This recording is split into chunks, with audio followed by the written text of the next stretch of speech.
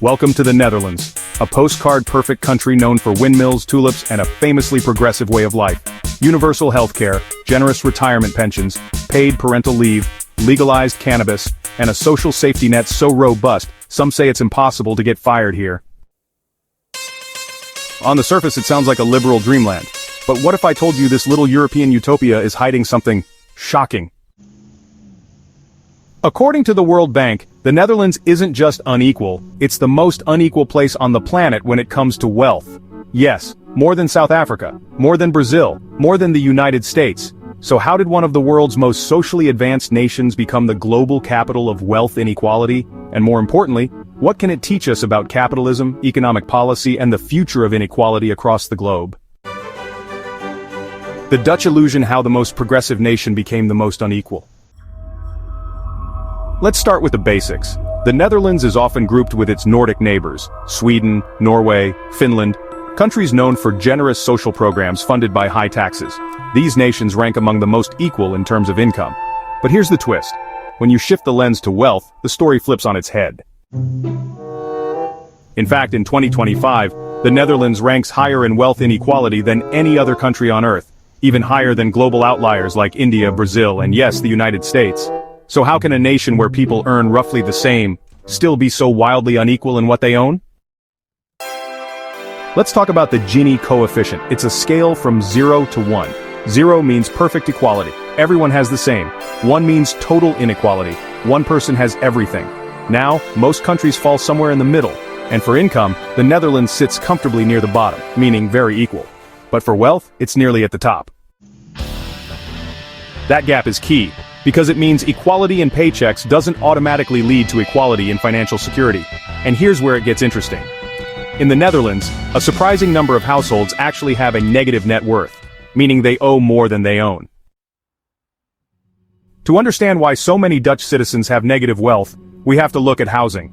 In most countries, buying a home means saving up a down payment, usually 5 to 20%, before taking out a mortgage. This ensures the buyer has a financial stake in the property, but in the Netherlands it works differently. Thanks to a government-backed program called the National Mortgage Guarantee, Dutch citizens can borrow more than 100% of their home's value, with the state covering any shortfalls if they default. On top of that, mortgage interest is tax-deductible, so high earners can lower their taxable income by taking on more debt, creating a system that not only allows but rewards high levels of borrowing. In fact, until recently, Dutch homeowners could borrow up to 110% of their property's value. That means, well, many people started their financial journey already underwater. So does that mean the Dutch are poor? Not exactly. Despite negative net worth, most Dutch citizens enjoy a very high standard of living, thanks to strong public services and a stable economy. This is actually one of the core weaknesses of the Gini Coefficient. It doesn't account for comfort, security, or access to opportunity. It's just numbers. Being in debt doesn't always mean being poor, just like being rich on paper doesn't mean having cash in the bank. But if the average Dutch citizen is fine, then where is all the wealth going? The answer: generational dynasties. Take Charlene de Carvalho-Heineken. She's the wealthiest person in the Netherlands, worth billions.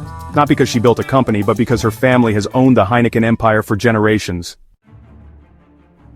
In fact, her great-grandfather didn't even start the business. He convinced his parents to buy it.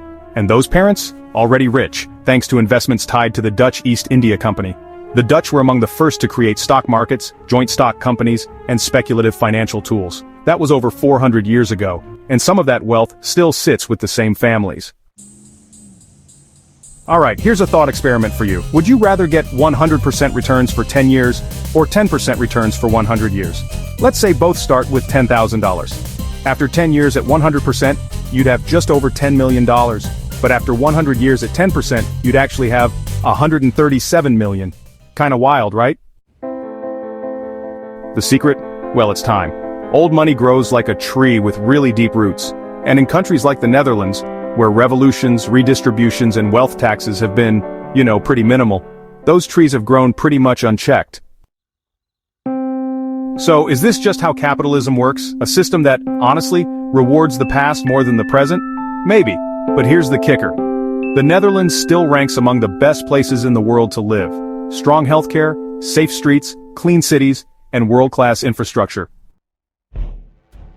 In fact, most Dutch citizens, even those with negative net worth, live better than the top 10% in many developing nations. So maybe inequality, in and of itself, isn't the issue. Maybe the real problem is whether that inequality blocks opportunity, stifles mobility, or concentrates power in dangerous ways. The Netherlands isn't a failure of capitalism. It's a mirror of what happens when capitalism runs uninterrupted for centuries. It's not about how equal people earn, but how unequally they own, and how those ownership patterns get passed down, protected, and preserved. So the question isn't whether the system works, it's who it works for. If you found this video eye-opening, make sure to hit that like button, and subscribe for more deep dives into the strange, fascinating world of global economics. Drop a comment. Should wealth be taxed more, or is inequality okay as long as opportunity exists? Let's start a conversation. With a GDP of $914 billion, a per capita income just shy of $60,000, and one of the most stable economies in Europe, the Netherlands earns an average score of 7.2 out of 10, dragged down only by sluggish growth. But make no mistake, this small nation remains a giant in the global economic story.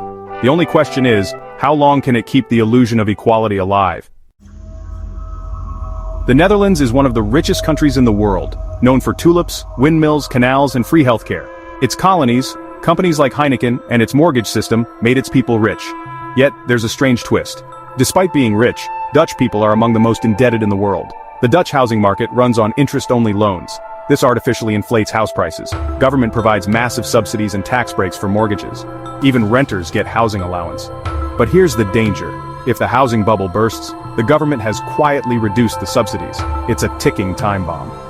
So while the Netherlands looks rich, its wealth may be an illusion built on fragile debt.